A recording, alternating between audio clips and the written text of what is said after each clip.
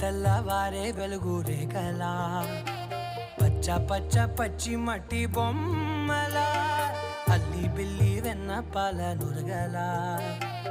అచ్చ తెలుగు ఇంటి పూల కొమ్మలా